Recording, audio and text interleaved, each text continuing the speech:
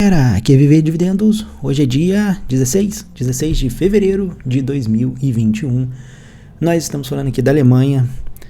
E, rapaz, hoje é o dia da minha viagem. Hoje eu vou pro Brasil. Vocês estão vendo aí? Vou sentido Guarulhos, com muitas conexões, porque a gente não tem dinheiro para comprar voo direto. Mas vamos chegar lá.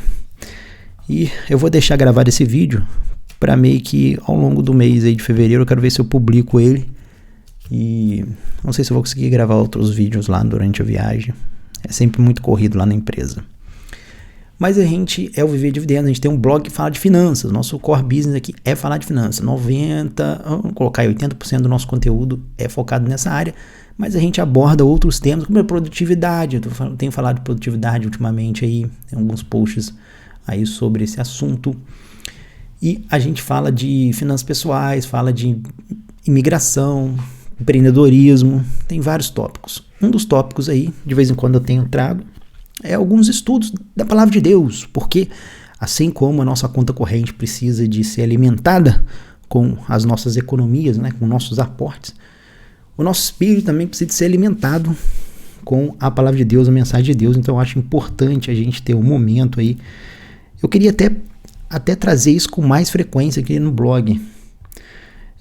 Vou até contar o porquê que eu comecei esse ponto aqui no blog, e aí vocês vão entender mais ou menos. Eu vou tentar até trazer esses assuntos com mais frequência. Eu não sei, talvez, quem sabe, a gente fazer um comprometimento de uma vez. Vocês sabem que eu não sou um cara muito bom em regularidades, né? Se Deus dependesse de mim para ser regular, eu tava perdido. Eu posso ser persistente, né? Porque eu já tô com um blog aqui há não sei quantos anos que eu tô postando aqui. Rapaz, nem eu sei também, hein? Tem bastante tempo, ó. Tem bastante tempo, eu não passei um mês sem postar sequer, hein? Todos os meses eu postei, ó. Desde 2014, ó. Mas, a questão da regularidade, eu nem sempre consigo fazer todos os posts com regularidade, mas a gente vai nessa luta aí. Mas quem sabe, talvez, pelo menos um postzinho por mês falando de Deus, não é muita coisa, né? Não é muita coisa, então vamos tentar essa meta. Quem sabe a gente não consegue. Tem que abrir até um menu aqui, né? Religião. Vamos esperar primeiro. Se começar a sair os vídeos, a gente faz. Mas por que eu me comprometi com esse projeto aí de falar de Cristo aqui no blog? Primeiro que eu sou cristão, né? Então vou falar de Cristo mesmo. Pessoal aí que tem outra religião e tal.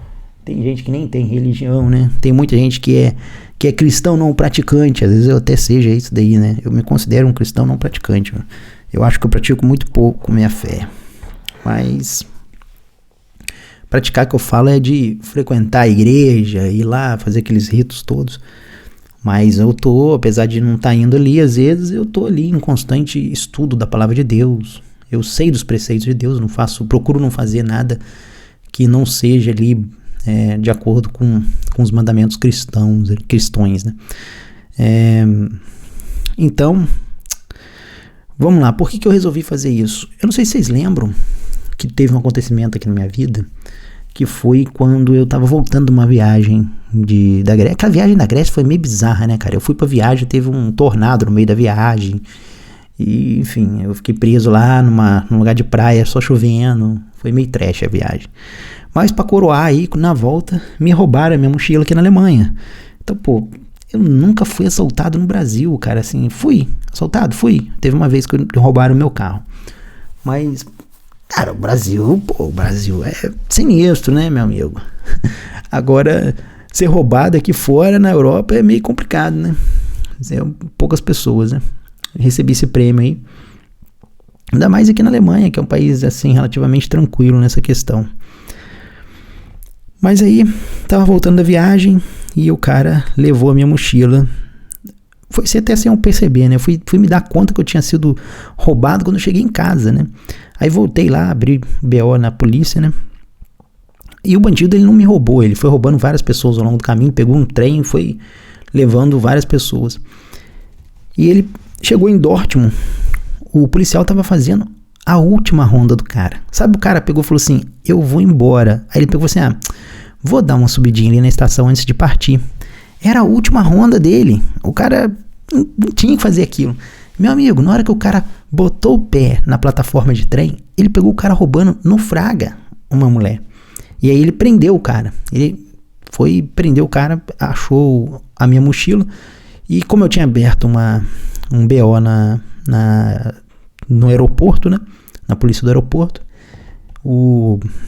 eles me contactaram no mesmo dia. Eu tive meus negócios roubados, era 2 horas. Na hora que foi 6 horas da tarde, eles me ligaram, assim, mais ou menos. Eu me lembro como se fosse hoje que, cara, naquele dia, porque tinha um monte de coisa naquela minha mochila. Às vezes você acha assim, era só uma mochila. Não, meu amigo. Tinha um notebook de mais de 20 e poucos mil reais. Tinha um celular iPhone lá, novinho. Você bota, cara, era um prejuízo de coisa de quase uns mais de 25 mil, com certeza. Então, eu tinha HD externo com várias informações minhas importantes. E passaportes, cara. Tava todos os passaportes da família dentro da mochila. Nossa, foi um prejuízo gigantesco. E o detalhe é que a polícia conseguiu recuperar a mochila e tava tudo intacto. Até o chip do meu celular tava lá. O bandido tinha arrancado o chip e deixou dentro da mochila. Mas eu lembro que quando o policial me ligou, eu ajoelhei no chão, agradeci tanto a Deus, tanto a Deus. Porque alguns vão pensar, foi sorte, você teve sorte. Eu falo, não foi sorte, meu amigo. Foi providência divina. E eu, em momento algum, eu cheguei, falei com Deus, falei, Deus, recupera minha mochila pra mim. Ele fez isso de boa vontade. Porque o próprio policial, quando eu cheguei lá, quando eu contei pra ele que eu tinha acabado de ser roubado, ele riu, ele falou assim, não é possível. Olha, que o cara tá acostumado a ver isso. Ele falou assim, cara, geralmente você jamais iria recuperar essa mochila. Jamais você ia ver essa mochila na vida. É tipo, é coisa sobrenatural. Não tem como ter acontecido isso, ter prendido o cara. Eu lembro que eu me ajoelhei e eu agradeci muito a Deus. Eu tava com um projeto de fazer abrir um canal para falar de Cristo. E eu ia fazer isso quando eu me aposentasse, quando eu chegasse na minha independência financeira. Eu tinha falado já com o Senhor, feito um propósito a Deus, falando, Deus, quando eu chegar na minha independência financeira, eu quero falar de Cristo. Vou parar de trabalhar, vou trabalhar menos e vou ter mais tempo para cuidar da minha vida espiritual, e eu quero compartilhar isso com outras pessoas e tal. E aí aquele acontecimento me marcou assim de uma forma que eu peguei e falei assim, cara, eu não vou esperar. Eu senti que era aquele momento. Eu falei assim, eu não vou esperar eu chegar na independência financeira, não. Eu vou começar agora. E aí eu comecei a preparar o projeto do viverdecristo.org, que é um blog que eu tenho sobre escatologia. E comecei a falar lá algumas coisas. Tô parado lá porque eu tô atualizando ele. O tempo que eu tenho para dedicar a ele, eu tô dedicando para atualizar ele. Tô na reta final ali da atualização. Mas de vez em quando eu faço algum conteúdo aqui no blog. Eu quero fazer um conteúdo com mais tempo. Mas vamos ao que interessa, né? Bora lá ao que interessa, né? Eu pedi ao Senhor um versículo esses dias aí para trás. Um versículo da sua palavra. E ele me deu um versículo lá em Lamentações de Jeremias. Eu vou até abrir aqui o texto para vocês, mas eu vou até dar uma lida aqui. Eu costumo ler, eu sou um cara bem atípico aí na leitura da palavra, palavra de Deus. Geralmente as pessoas gostam lá, às vezes, de ler um capítulo inteiro. Tem gente que lê até um livro inteiro. Às vezes a pessoa gosta de ler todos os dias Bíblia. Eu sou um pouco diferente aí nisso aí. Eu tô ali debruçado sobre a palavra de Deus todos os dias, mas não no sentido de estar lendo. Eu faço da seguinte maneira. É o que funciona pra mim, não tem regra com relação a isso, né? Mas eu gosto muito de ler um versículo, ou às vezes leio uma passagem, um pedaço que faça um pouco mais de sentido, e eu fico meditando naquele texto até que eu retire ali todas as informações, a real mensagem por trás do texto, né? Eu gosto muito disso. Então, às vezes eu leio e fico 4, 5, uma semana, 2 semanas, às vezes, aquele texto na cabeça e martelando aquilo e tentando buscar ali o significado do texto para minha vida, né? Então, não lendo assim na letra, né? Eu já fiz um vídeo aqui sobre matar o egípcio, né? Se vocês procurarem aí mais para trás, tem 2 vídeos aqui religiosos já, esse do matar egípcio e do Filemon. Tem que criar uma playlist lá no YouTube, né? Por sinal também. Mas eu não gosto muito de ficar lendo. A minha esposa, ela lê todos os dias, cada hora um texto novo. Eu não sou muito desse perfil. Eu gosto de procurar entender bem mesmo aí o texto que eu li. E o Senhor tinha me dado essa palavra aqui. Até outra coisa, né? Eu gosto muito dessa Bíblia do King James, né? Pra quem não conhece aí, é uma versão muito boa aí. Óbvio que eu não leio essa online, né? Eu li aqui, ó. Ó o barulhinho da folha aqui, ó. Papelzinho, recordo do papelzinho. Esse dia, inclusive, eu fui numa igreja no Brasil.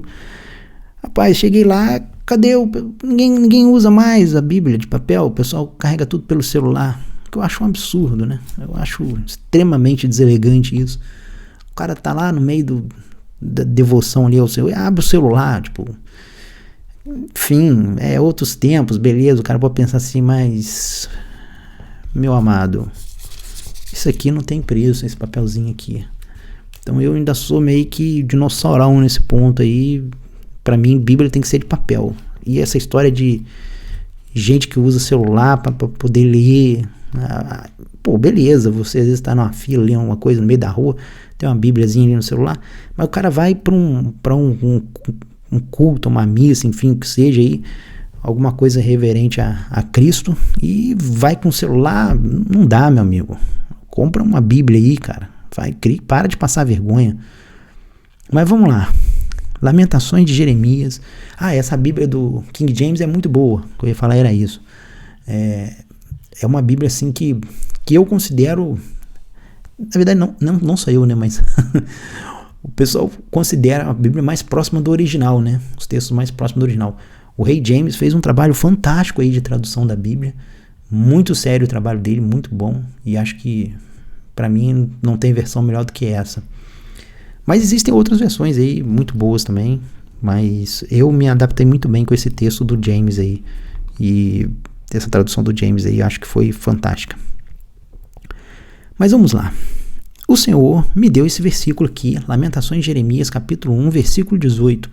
Tá aí na tela aí, sublinhado para vocês aí, para quem, os biblieiros aí online aí de digital. O Senhor é justo, pois eu me rebelei contra o seu mandamento. Ouvi, eu vos rogo, todo o povo, e contemplai a minha angústia. Minhas virgens e os meus jovens foram para o cativeiro. O Senhor me deu essa palavra aí, de primeira lamentação de Jeremias, versículo 18. Eu fiquei com aquilo na cabeça, eu falei, meu Deus, o que é isso? A vantagem de fazer vídeo sem máscara é que dá pra beber água, né? E aí, eu peguei e fiquei com aquilo na cabeça, eu falei, o que quer dizer esse texto, né? Mas antes da gente entrar aí no entendimento que eu tive, vamos só fazer um contexto aqui para mostrar para as pessoas aí, contextualizar aí, que tem muita gente que tá aqui no blog, mas a pessoa não conhece absolutamente nada da palavra de Deus, né? Não sabe. Não que eu saiba, né? Talvez eu não seja nem a melhor pessoa para estar ensinando aqui para vocês, né? Mas eu, na minha imperfeição, nas minhas falhas, pode ser que eu cometa algum erro aqui, vou tentar transmitir meus poucos conhecimentos que adquiri da palavra de Deus. Mas vamos lá. É porque muitas vezes você vai assistir umas palavras, né, umas mensagens os caras letrados, os caras leem a Bíblia como se fosse um texto qualquer. Aquilo que eu falo, a Bíblia não é letra. Você tem que entender e tirar a mensagem por trás do negócio, entendeu? Mas enfim. Bom, quem que é Jeremias, né? Jeremias, ele foi um profeta do povo judeu, e ele pegou lá uma época em que o pessoal da Babilônia, né? Vou ver se eu consigo abrir uns mapas aqui para explicar melhor pro pessoal. Pera aí. Eu peguei umas imagens ali, acho que agora vai dar pra gente ver melhor aqui, entender melhor um pouco a coisa. Na época de Jeremias, o reino foi dividido em dois, o reino do norte e o reino do sul. O reino do sul era onde Jeremias estava, era onde ficava Jerusalém. O que aconteceu? O reino do norte já havia sido tomado pelos assírios, e os assírios já tinham tomado ali aquele reino azul ali, esse reino do norte, esse reino azul.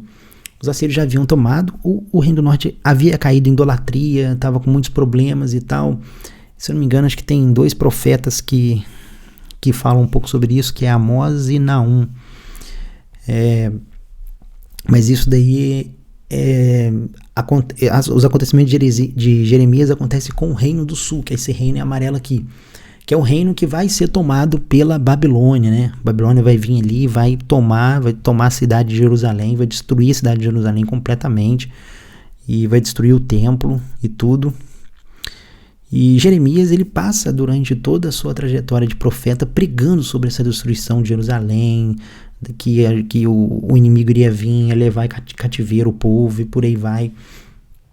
E por conta, né, dele trazer uma palavra muito dura disso, né, para quem não conhece a Babilônia, né, que ele falava que a Babilônia iria vir e ia tomar Jerusalém. A Babilônia fica aqui mais ou menos, ó, onde hoje é o Iraque, né, vamos dizer assim. Então, ali próximo ali do Iraque. E foi um reino muito importante naquela época, era muito poderoso, né? Era um reino assim muito grande, vocês veem aí onde a extensão dele, né? E ele tinha muita influência, tinha um exército muito forte, e eles conseguem entrar lá em Jerusalém, e eles tomam, né, toda a nobreza de Jerusalém. Nabucodonosor, que era o rei da Babilônia, toma esse povo e leva cativo à Babilônia, né? Depois a gente pode até entrar, não, a gente vai entrar nesses temas lá no Viver de Cristo, porque vai entrar no livro de Daniel, né? O livro de Daniel passa no cativeiro lá da Babilônia, onde Daniel tem várias revelações, não só sobre aquele momento, mas como de acontecimentos que vão ainda acontecer no nosso tempo, que ainda não aconteceram. Então, tem muita coisa ali, até no próprio livro de Jeremias tem muita revelação escatológica lá dentro, né? Do livro de Jeremias. Mas o livro de Jeremias, ele era muito duro, né? Jeremias, ele trazia uma profecia muito dura, porque o povo daquela época, né? O povo, ele estava corrompido, né? O povo estava corrompido pelo pecado, o povo estava voltado para a idolatria, o povo se achava autossuficiente, né? Não queria se curvar, né? Se entregar para Deus, pedir misericórdia a Deus, né? Falar, Senhor, tem misericórdia de nós e tal. Não, o povo estava se achando que, não, nós sabemos de tudo, pode ficar tranquilo, a gente tem a cura, a gente sabe como é que funciona tudo, e a gente resolve aqui, fica de boa. E Deus falando, olha, vocês precisam de ser mais, se curvar, pede. Eu confesso para vocês que se o povo tivesse se humilhado ali e tivesse pedido misericórdia ali, Deus provavelmente não teria deixado a Babilônia chegar neles lá, entendeu? Porque a Babilônia, ela foi usada pelo Senhor para punir o povo, né? Para que o povo pudesse acordar, né? Então muitas vezes acontece algumas coisas no mundo e a gente fica assim, poxa, mas por que aconteceu isso e tal? E às vezes essas coisas acontecem pelo propósito de Deus, porque Deus quer, entendeu? E às vezes ele vai usar um inimigo, às vezes, né? Uma coisa que é contra, e para poder ensinar o povo, né? Então é complicado a gente que está vivendo aquele momento conseguir enxergar isso, né? Hoje é muito fácil, né? A gente vê, mas para quem está ali naquele momento é complicado. Então muitas vezes a gente tem que procurar saber que as coisas acontecem no mundo porque Deus permite, né? Com a permissão de Deus. Então, independente do que vier, sempre a gente tem que buscar dar graças ao Senhor, né? Mas naquele meio tempo ali, né, naquele tempo ali de Jeremias, ele estava batendo bastante ali nos governantes acerca disso, né? Porque os governantes, vamos dizer assim, a nobreza, né, o rei, né, estava fazendo o povo ir por um caminho errado e tal. E os governantes, né, como sempre, como de costume, né, vamos calar Jeremias, né? Vamos silenciar esse cara aí, porque esse cara não pode ficar falando, não. É bem parecido com o que a gente vê hoje aí, né? Às vezes você tenta falar algumas verdades aí, né? E as pessoas logo querem te silenciar, né? A gente já falou sobre a questão aí do Terça Livre, né? Que é um canal que tá trazendo aí um pouco de conteúdo de verdade. O YouTube foi lá e vamos fechar a boquinha deles. Então o mundo é esse mesmo, né? E Jeremias, ele foi perseguido ali pelo rei, foi jogado várias vezes na prisão. Para você ter uma ideia, o trabalho dele foi até difícil de recuperar o trabalho de Jeremias, porque ele foi destruído inúmeras vezes as profecias. Ele teve que reescrever as profecias dele diversas vezes, porque o pessoal pegava e destruía. Eu fico imaginando assim a determinação de Jeremias, né? Eu confesso que eu, como um cristão, eu sou bem fraco nisso, tá? Eu não tenho essa determinação que Jeremias tem, não, porque eu fico imaginando aqui pelo blog, se alguém chegar aqui e deletar meu servidor, eu já fico pistola, eu já falo, meu amigo, quer saber de uma coisa? Eu não vou procurar mais saber de nada, e vou largar isso de mão, não quero mais saber disso aí não, e tchau, e benção, entendeu? Mas Jeremias não, ele destruía a primeira vez o trabalho ali, eu vou reconstruir de novo, e ele começava de novo, O cristianismo, ele foi ao longo do tempo sobrevivendo assim, meu amigo. Os caras iam, matavam os cristãos e eles cresciam de novo. Ia lá, matava mais cristão e eles cresciam de novo. Então, a gente às vezes na fé tem que ser assim mesmo. É difícil, mas a gente tem que buscar ser assim mesmo. Então, Jeremias, ele passa ali, né, aquele muito perrengue ali, né, na mão dos governantes. Depois, ele sofre muito vendo a cidade sendo destruída, né, vendo como o povo chegou a ser consumido pelos babilônicos, né? E isso foi muito duro para ele. Mas Jeremias é conhecido até como o profeta chorão, né? Porque ele reclama muito, ele sofreu também demais, né? Ele chega uma vez que ele questiona Deus, né? Porque Deus não tinha matado ele no ventre da mãe dele, né? Então ele ficou conhecido aí como um profeta que reclamava demais e realmente ele sofreu bastante ali, né, na época dele. E o que aconteceu? Pra você ter uma ideia, Jeremias foi um dos poucos profetas que ele não conseguiu em vida ver as profecias dele se cumprir por completo. Foi o único, na verdade, profeta que não viu toda a profecia ser cumprida ali. Não viu nenhuma de suas profecias ser cumprida por completo. Só depois que ele veio a morrer que a coisa se mostrou que realmente a profecia está concretizada. E tanto é que na época que ele viveu, ele foi conhecido, né, como um falso profeta pelos israelitas, né? Porque o que ele pregava, você imagina o cara passar 40 anos da vida dele falando do negócio e aquilo não acontecer, e ele fala e o negócio não acontece, ele fala e o negócio não acontece. A pessoa, eu confesso que eu também não levaria a sério. O cara tá 40 anos repetindo isso aí, o negócio não acontece, esse cara é um charlatão. E é isso que eles tomaram Jeremias, né, como se fosse um charlatão. E Jeremias, nesse livro de Lamentações, ele escreve,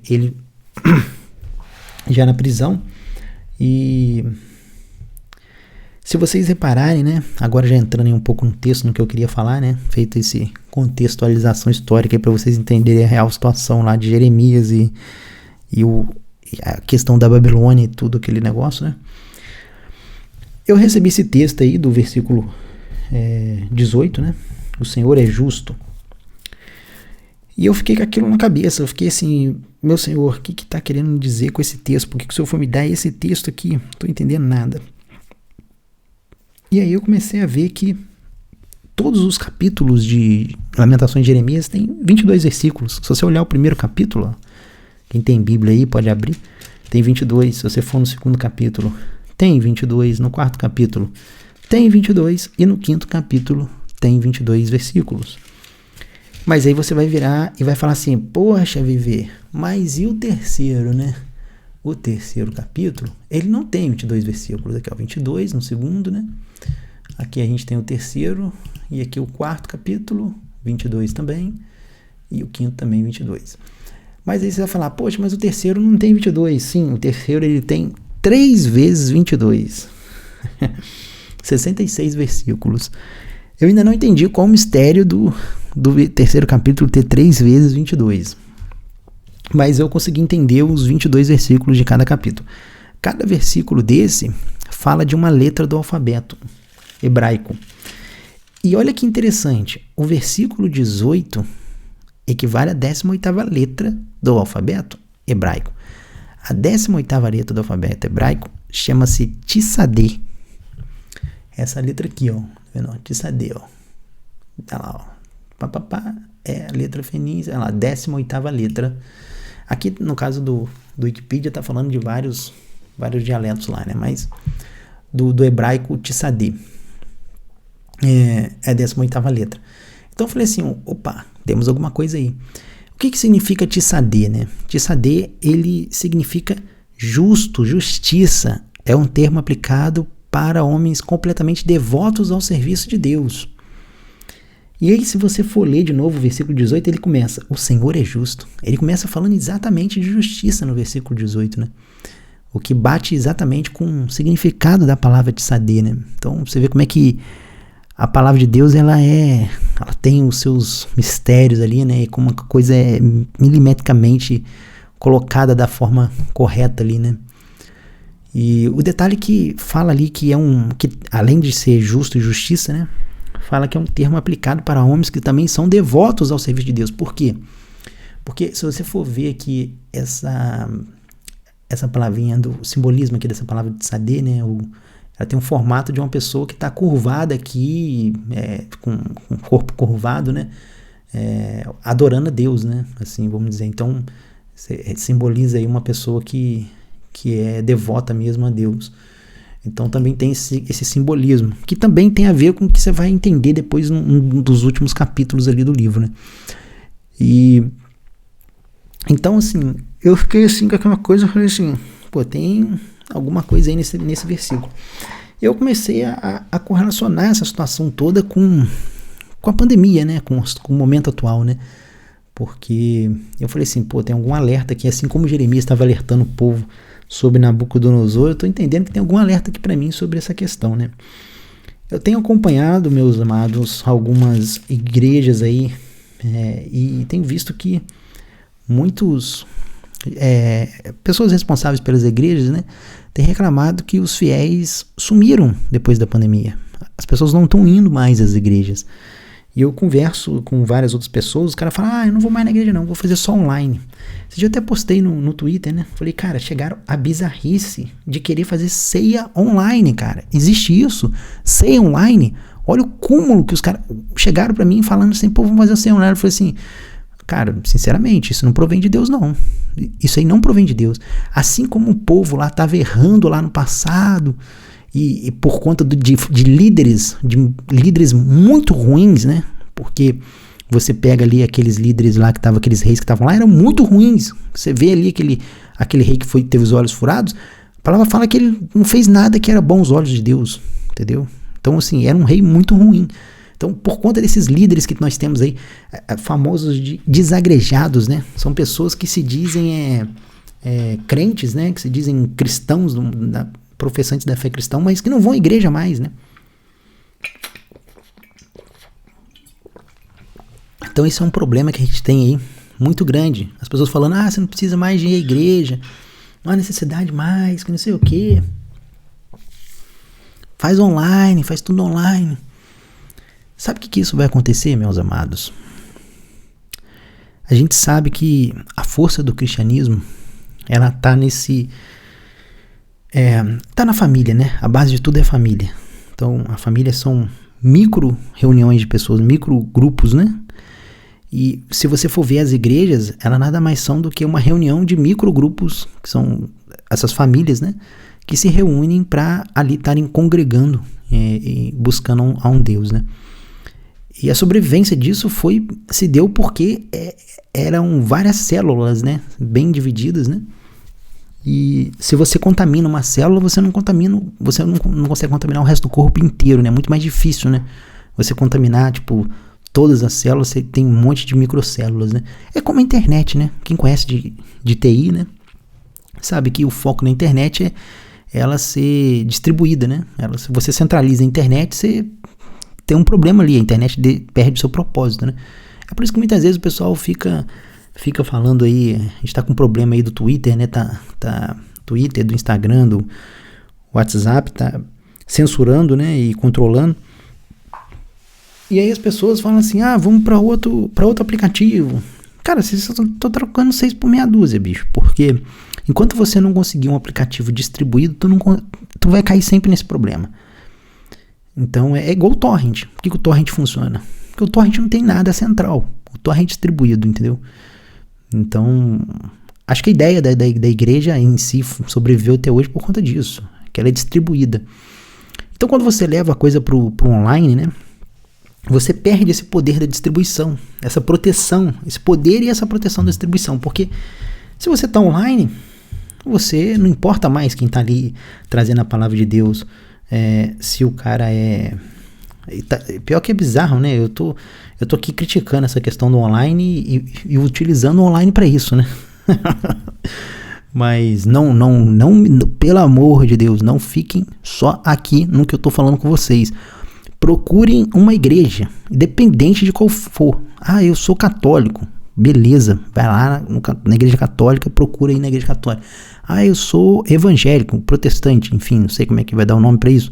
Procura uma igreja aí, protestante, evangélica e vá. Não deixe de ir. Saia desse negócio de online. Eu tô aqui online só para te alertar disso, para tu não entrar nessa furada. Por quê? Por que isso é uma furada? Esse dia eu tava conversando com um rapaz lá da igreja, e ele como é que é o nome daquele país? Angola. Ele é angolano. E aí ele me ligou e falou assim: poxa, Viver, eu vi que você não participa de nenhum culto online. Eu falo, realmente, cara, eu não concordo com essa questão de culto online. Eu não participo disso. Aí ele ficou me ouvindo, né? Mas por quê? Eu peguei e falei assim com ele: cara, se eu chegar pra você e falar assim, fiz um bezerrinho de ouro aqui, põe lá no altar pra gente adorar ele, você vai fazer? Ele pegou, virou pra mim: não, jamais. Eu peguei e falei: então, é a mesma coisa. Esse culto online é um novo bezerro de ouro 2.0, meu amigo. Porque isso não provém de Deus. Esse negócio de culto online não provém de Deus. Parem com isso. Vocês estão destruindo o cristianismo fazendo isso. E eu vou explicar por quê. A palavra é dura mesmo. É como Jeremias. É por isso que eu resolvi trazer essa palavra aqui. Porque quando o Senhor me deu, eu não entendi. Eu fui entender depois. Vocês vão entender que tem tudo a ver com o momento atual. Essa palavra de Jeremias aqui. Alguns versículos mais para frente, vocês vão entender que tem tudo a ver com o momento atual. Mas eu falei com esse meu companheiro aí, falei, cara, quando você coloca num culto online, você não precisa mais de ter um pregador aqui na Alemanha, de ter um pregador aqui em Düsseldorf, de ter um pregador lá no Brasil, em São Paulo, um pregador no Rio, de ter um pregador nos Estados Unidos, em Miami. Você não precisa mais de ter micro-igrejas. Você pode reunir milhares, centenas de milhares de pessoas online, com uma única pessoa. Todo mundo debaixo do guarda-chuva de um único homem. Lá vai ter o que você acha que vai acontecer o quê? Você pega e levanta um bom pregador. Aí daqui a pouco ele tá com centenas de milhões de pessoas seguindo ele lá no YouTube, no Instagram, ou seja lá qual for a mídia social, no site dele. E qual é o risco disso? Meu amigo, homem é homem. E o homem sempre vai errar. Sempre. Sempre. Tem uma palavra em Jeremias mesmo, né? 17:5, acho que eu até salvei aqui, ó. Amaldiçoado seja o homem que confia no homem. Maldito é o homem que confia no homem. Lá em Jeremias mesmo, livro de Jeremias. Jeremias 17:5. Depois vocês dão uma lida aí. 16, perdão. 17 mesmo. 17:5. Quando você agrega centenas de milhões de pessoas em cima de um guarda-chuva de uma pessoa só, aquele pregador milagroso, aquele homem da boa palavra, querendo ou não, o ego do homem acaba se inflando, meu amigo. Então isso é muito, mas muito perigoso. Você vê, às vezes na igrejinha pequenininha ali que você tem com, sei lá, 200, 300 pessoas, o cara já fica com o ego inflado. Você imagina o cara com centenas de milhões de pessoas seguindo ele. Como é que não vai estar o ego do cidadão? Então, ok, tem algumas pessoas ali preparadas, o cara consegue ter uma busca espiritual e trabalhar nisso, mas você pode ter uma geração assim, duas, quem sabe se na terceira você não cai num problema igual dos reis lá que se corrompiam. E se você pega um desses homens aí e ele resolve se corromper, ele se deixa por se corromper, né? Você imagina o estrago que isso não vai fazer no cristianismo. Você pega às vezes aí casos de líderes religiosos aí que tiveram escândalos aí terríveis, que eu não vou nem citar aqui. Você imagina de repente uma pessoa que está à frente de centenas de milhões de pessoas se envolve num escândalo complexo, complicado. Quantas pessoas não vão ser perdidas? Você imagina, às vezes, temos lá uma pessoa, duas pessoas no máximo, arrebanhando milhões e milhões de pessoas. Pode fazer destruir o cristianismo. Então eu acho isso daí muito arriscado. Isso não provém de Deus. E isso, querendo ou não, vai acabar movendo para um negócio desse. Olha só, para você ter uma ideia. O que Deus fez com relação à tribo? A primeira coisa que Deus fez foi dividir em 12 tribos. Você vê que sempre o Senhor, em todo momento na palavra, ele sempre divide. Porque isso traz proteção, querendo ou não. Porque se você tem uma tribo que se corrompe ou outra, sempre vai ter uma ali daquelas 12 que vai procurar andar no caminho certo e vai talvez... aquela tribo ali vai ser a salvação do negócio, entendeu? Agora, se você tem uma única tribo, ela se corrompeu, já era. Pronto, acabou. Fim de história. Então, o risco disso acontecer é muito grande. Então, o online vai acabar levando as pessoas para essa situação, entendeu? E isso daí é meu maior problema, entendeu? Então, é por isso que eu sou totalmente contra essa questão de culto online, de qualquer congregação online. E eu falei com esse outro companheiro lá, e ele me disse que... Ele falou assim, poxa, eu também... Eu fiquei meio preocupado e eu penso a mesma coisa que você, mas foi bom te ouvir, porque... Foi bom te ouvir, porque eu também penso dessa mesma forma. E ele tinha perguntado comigo se eu tinha falado com o nosso líder religioso. E aí eu peguei e falei assim, cara, eu não falei com ele, nem vou falar. Porque apesar de eu acreditar muito nisso, eu não quero colocar ele em problema, porque eu conheço o meu líder religioso lá, eu sei que ele também é contra essa parada toda, né? Mas ele às vezes por ter essa posição aí de liderança, ele talvez respeite muito essa questão de hierarquia, né? Então, você tem uma igreja que... Um outro problema, né? Muitas vezes as pessoas vão nessas igrejas que são muito pequenas, né? Que não tem hierarquia. Uma igreja que o cara mesmo lá é o dono da igreja. Então, se ele faz algo de errado, aí, meu amigo, quem que vai punir ele? Não tem ninguém para punir ele. Ele é o chefe supremo lá do negócio, entendeu? Então, é importante você ir numa igreja grande que você saiba que tem uma cadeia de hierarquia grande, que é uma igreja com bom histórico, entendeu? Que não tá na mão de uma pessoa. Quer dizer, você tem até uma igreja grande, mas tem um líder que começou a igreja e ele tá vivo até hoje. Então você tem que ver se aquela igreja ali já passou na mão de vários grandes líderes e tal, e você vê que não tem uma hegemonia ali de tipo, um reinado do negócio. Eu particularmente não gosto desse tipo de coisa, eu acho muito arriscado.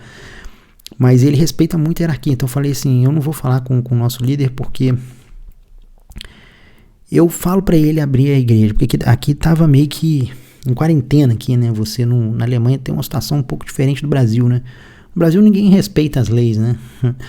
Aqui os alemães gostam de respeitar a ferro e fogo, mas eu acho que uma lei mal feita, né? Ela tem que ser desrespeitada. Não adianta você querer concordar. Então o cara faz uma lei lá falando que é proibido igreja, pronto, aí fez uma lei, a lei suprema. Beleza, não tem mais igreja, acabou, vamos embora pra casa.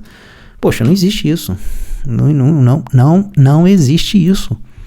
A gente vê aí que tem cristãos lá na China tendo que buscar o evangelho debaixo de coisa subterrânea, montando igreja no subterrâneo para não ser descoberto.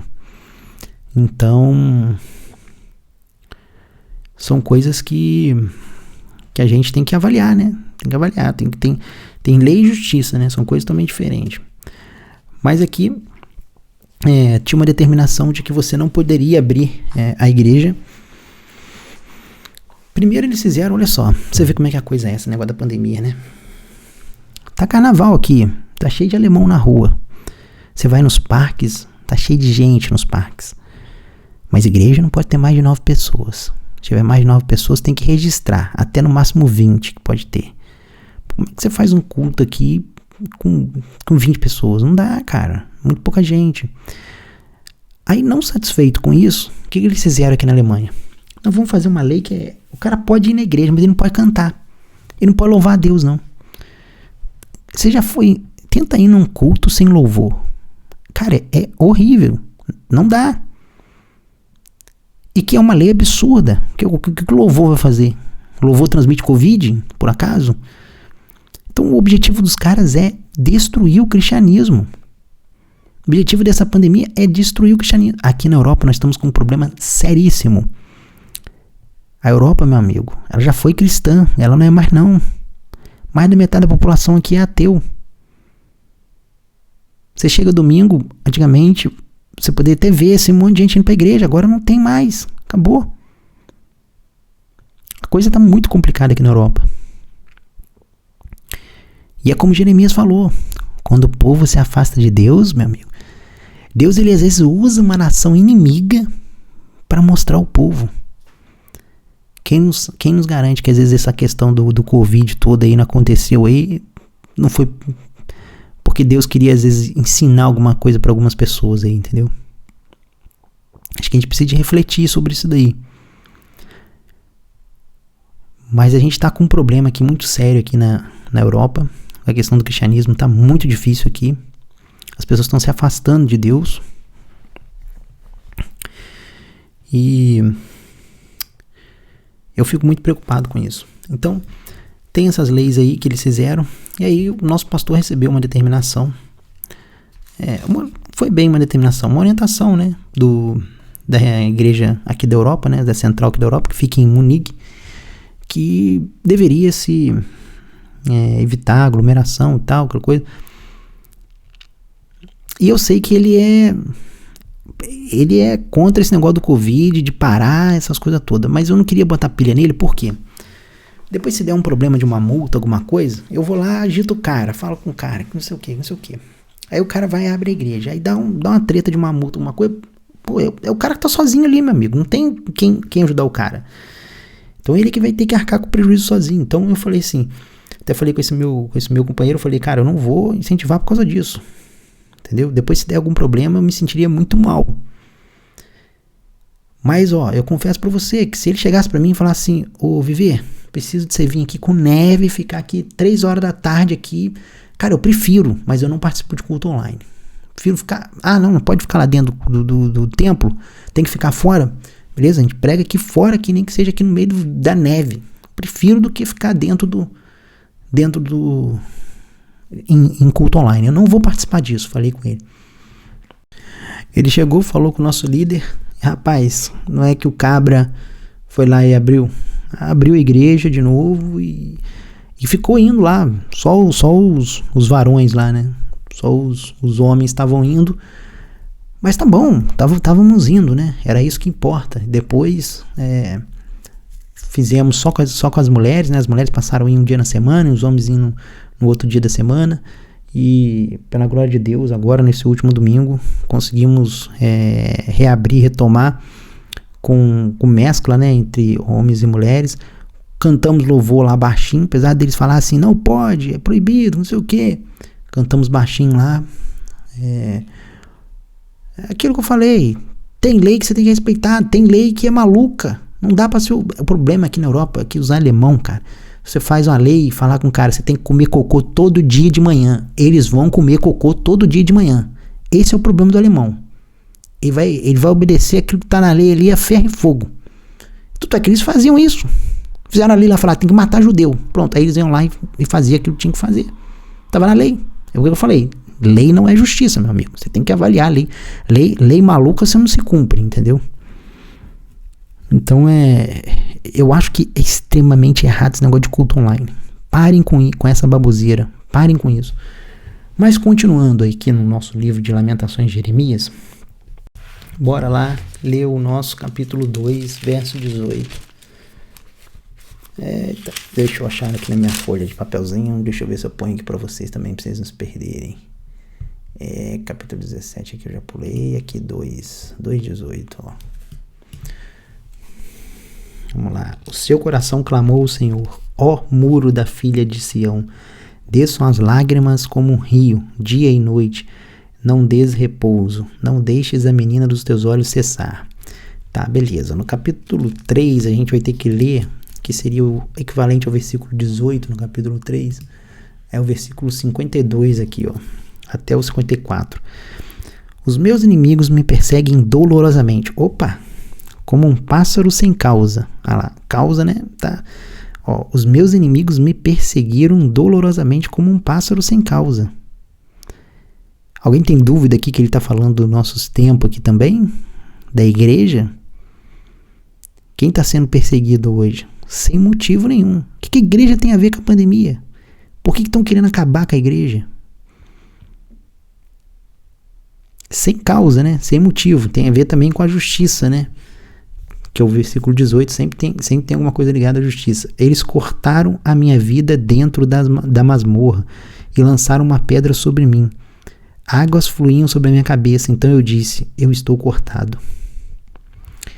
Interessante que ele fica nessa masmorra, né? E Neemias, ele sai dessa masmorra com uma dor, com uma doença, aliás, no pulmão, né? Olha que coisa interessante. O Covid ataca justamente aonde? Os pulmões, meu amigo. O Covid ataca justamente os pulmões. Bom, agora vamos entrar aqui no capítulo 4, versículo 18. Esse é o mais interessante. Isso aqui é onde eu queria fechar aqui o negócio. Ó. Eles procuram os nossos passos e nós não podemos ir nas nossas ruas. Nosso fim está próximo. Nossos dias estão consumados, pois o fim está chegado. Pois o fim é chegado. Vou até ler de novo. Eles procuram nossos passos. É como se eles tivessem... Eles estão nos monitorando. Eles estão nos acompanhando. Qual é o grande objetivo dessa pandemia aqui, meus amados? Você vê aí que tem vários governos falando, não, a gente tem que acompanhar a população, saber onde ele está indo. Na época do auge da pandemia, você ia entrar numa loja para tomar um café. Você tinha que pôr seu nome, seu telefone e seu e-mail. Eles estavam mandando você instalar aplicativo para te acompanhar, para te traquear. Para onde você vai, essas big tech desgramadas estão te acompanhando. Eles ficam te monitorando no celular o tempo inteiro. Governo aí, ó, não tem governo colocando câmera aí, não era o governo do Judas Witzel lá, que tava querendo colocar câmera lá no Rio de Janeiro inteiro. Acho que São Paulo também tá assim, tá? Olha a China. Vocês já viram o sistema de câmera da China, que fica monitorando lá para onde a pessoa vai? Você consegue falar um A do governo lá. É isso que eles estão fazendo. É isso que eles estão fazendo com os cristãos hoje em dia. Estão monitorando, estão acompanhando os passos de cada um.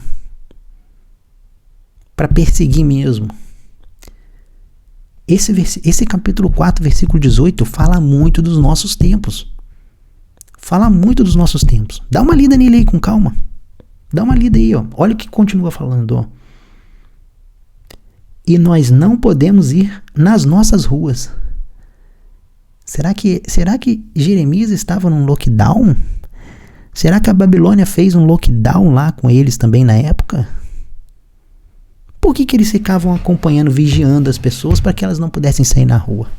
Lá na época da Babilônia. Quando a Babilônia veio tomar Jerusalém.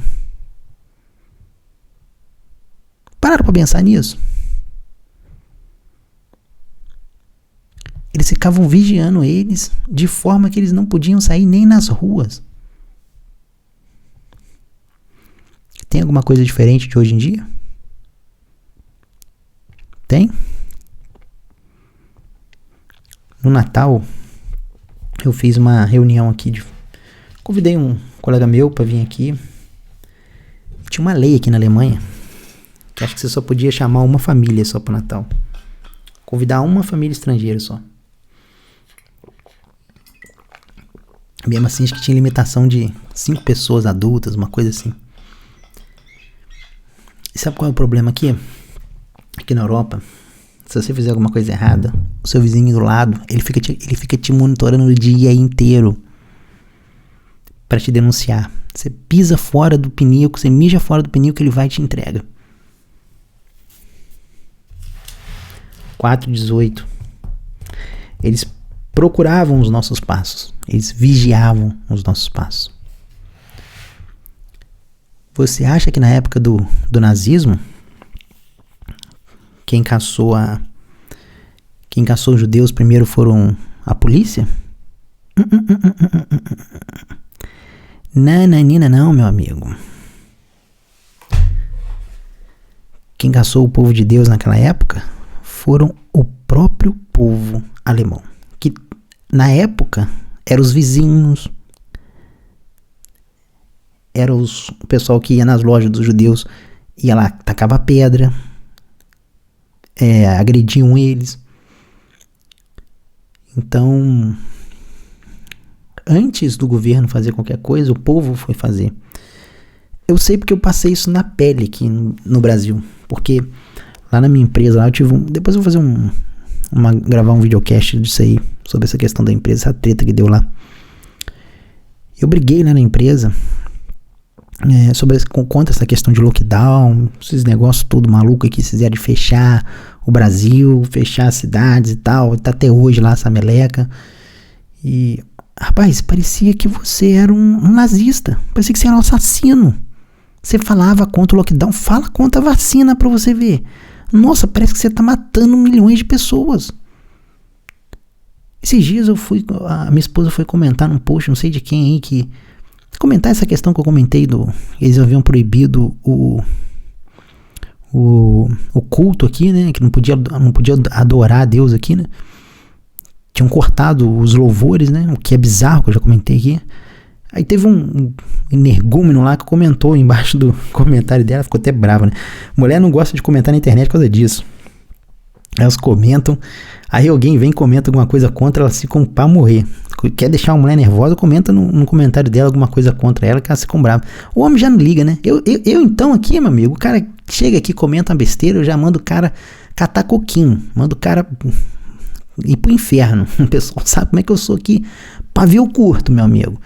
Não vem me encher a paciência não, que sai com quente 2 fervendo. Comigo não tem meia língua não. Mas aí o cara veio comentar no post dela falando que era um absurdo ela não se preocupar com a vida, que você fazer um culto num lugar fechado era um risco de morte, era uma coisa muito arriscada. Eu falei, olha só o nível de psicopatia que esse pessoal chegou aí, olha o nível de psicopatia. E você acha que não tem alemão assim? Tem um monte de alemão assim com essa psicopatia. Eu tava no supermercado hoje comprando um pó de café para levar de presente para um conhecido meu no Brasil. A mulher não quis entrar na merda do corredor, porque eu tava no corredor. Aí eu tô vendo que a alemã tava lá no canto, lá, esperando lá com o carrinho de compra, ela meio que ameaçava aí, voltava. Aí eu tô olhando de rabo de olho, eu falei assim, não, eu não tô acreditando nisso, velho. Eu não estou acreditando nisso. A mulher não quer entrar no mesmo corredor que eu, porque ela tá com medo. Ela tava com uma máscara e com outro troço em cima ainda, porque agora estão usando 2 máscaras aqui nessa psicopatia aí. Aí eu pra sacanear, eu falei assim, meu amigo, aí eu fiquei caçando pó de café igual o Du, mas bem que eu tava caçando mesmo. Fiquei, olhava aí olhava outro, aí tirei foto do pó de café, mandei pro cara, esperei o cara me responder, e a mulher ficou quase 2 minutos, 3 minutos lá no corredor, esperando pra entrar no corredor. Falei, com gente doente, que isso aí é doença mental, com gente doente, você tem que tratar assim. Não tem outra opção, meu amigo. Mas é o que tá falando aí, o Jeremias 4:18. E eles nos vigiavam e não nos deixavam sair de casa. Tamo ou não tamo nesse tempo? Então aquilo que eu tava falando com vocês, você ir contra a pandemia, as pessoas te acham, te chamam de... Parece que você é um monstro, é um assassino em massa. Você tá falando contra o lockdown. Isso virou uma seita. A televisão fica o tempo inteiro falando disso na cabeça dos outros. O tempo inteiro. E detalhe, né? Aqui, ó. Sabe o que vai acontecer? Continua aí, ó. Continua com isso aí. Ó. Jeremias 19, verso 9. E eu os farei comer a carne dos seus filhos e a carne de suas filhas, e eles comerão cada um a carne do seu amigo no cerco e aperto, no qual os confinarão os seus inimigos e aquele que buscam suas vidas. A coisa foi tão difícil que as mães comeram a carne dos próprios filhos durante o cerco da Babilônia. Uma mãe comeu a carne do próprio filho, meu amigo.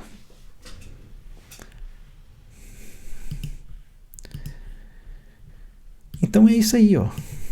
Essa mensagem que eu queria trazer para vocês aí. Quando Deus me deu aquele primeiro versículo lá, primeiro capítulo, versículo 18, falando da justiça,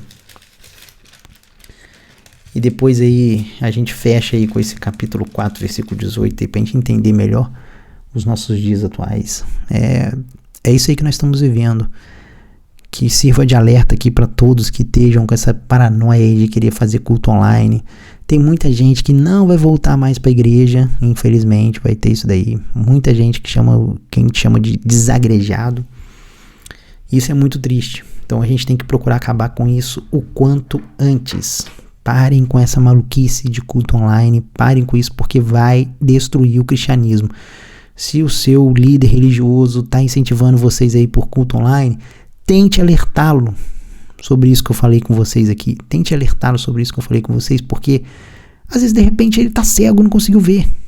Porque tem muita gente que às vezes não consegue enxergar o óbvio, meu amigo. Não consegue enxergar o óbvio. Mas enfim, acho que eu já até me prolonguei demais aqui. Não era nem para falar isso tudo que eu falei, era para ser um pouco mais curto. Mas eu acabei me empolgando aqui, como sempre, né? Mas é isso. Espero que vocês tenham gostado, tenham entendido um pouco melhor aí essa mensagem de Jeremias, que escreveu ali para aquele povo, mas que pode muito bem ser encaixado nos nossos dias, né? Afinal, não tem muita diferença daquela época para agora, né? A gente vai ficando por aqui, um abraço e até a próxima.